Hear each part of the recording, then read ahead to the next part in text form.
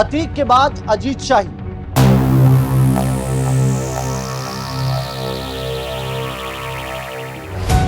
योगी का यूपी होगा अपराध मुक्त।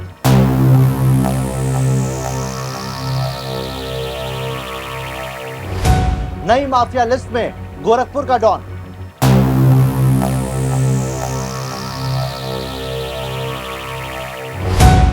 यूपी पुलिस की हिट लिस्ट में चढ़ाना।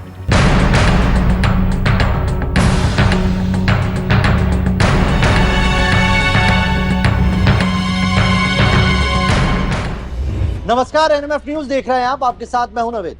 यूपी के सीएम योगी आदित्यनाथ आज यूपी को जिस तरह से क्राइम फ्री बना रहे हैं, उसके पीछे खास वजह है उनका अग्रणी नगर गोरखपुर। जिस गोरखपुर से योगी आदित्यनाथ खुद आते हैं, वो कभी अपराध की नगरी हुआ करता था। माफिया का वर्चस्व, किडनैपिंग, लूट, खनन, रंगदारी, यही नहीं, इतिहास गवाह है कि गोरखपुर की सड़कें गैंगवॉर पर अक्सर खून से सन जाया करती थी। ये सब योगी ने देखा है उस जगह पर रहकर, और इसीलिए माफिया फिर चाहे कोई भी हो, योगी और योगी की पुलिस उन सब के साथ एक सा व्यवहार करते हैं। अतीक अहमद और उसके पूरे गैंग का हाल क्या हुआ है हर किसी ने देखा है, लेकिन अब यूपी की माफिया लिस्ट में योगी की पुलिस ने एक और नया नाम डाल दिया है, और योगी की हिट लिस्ट में चढ़ा है इस माफिया का नाम जो खुद गोरखपुर से आता है, जो सीएम योगी का अग्रणी क्षेत्र है, जिसका नाम है अजीत शाही। अजीत शाही यूपी का नया माफिया है जो इस वक्त योगी का टारगेट नंबर 1।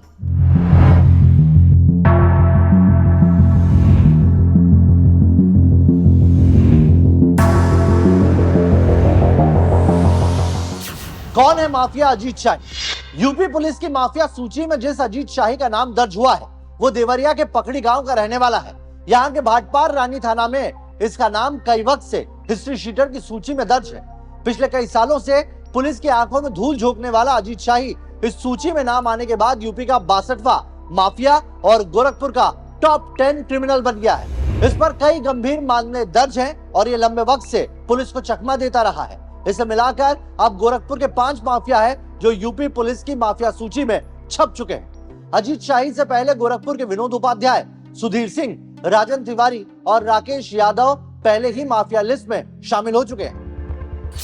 माफिया सूची में आने से क्या होगा? यूपी पुलिस की माफिया लिस्ट में अजीत शाही का नाम आने का साफ साफ मतलब है कि यूपी के माफियाओं के खिलाफ सीएम योगी आदित्यनाथ की जो जीरो टॉलरेंस पॉलिसी है, उसमें अब इसका नाम भी दर्ज हो चुका है।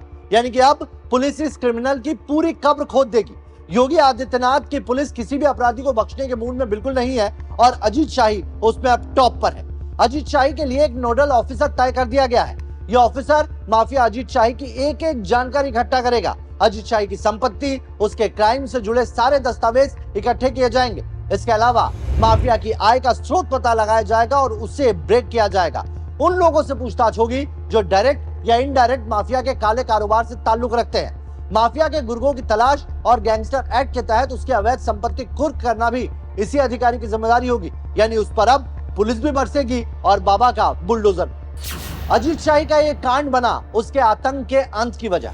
7 साल से क्रिमिनल खुद को पुलिस की लिस्ट से बचा रहा था, लेकिन अजीत शाही पर ताजा मामला रेलवे के कोऑपरेटिव बैंक में घुसकर कर्मचारियों को धमकाने का आया, तो इस बार वो पुलिस के हत्थे चढ़ी गया। Gorakhpur railway cooperative bank director को जान से मारने की धमकी देने के बाद पिछले दिनों शाहपुर थाने में उस पर मुकदमा दर्ज कराया गया। इस मामले में अजीत शाही काफी समय से फरार था। अजीत शाही पर 23 साल पहले दर्ज एक केस के मामले में भी पुलिस उसकी तलाश में थी।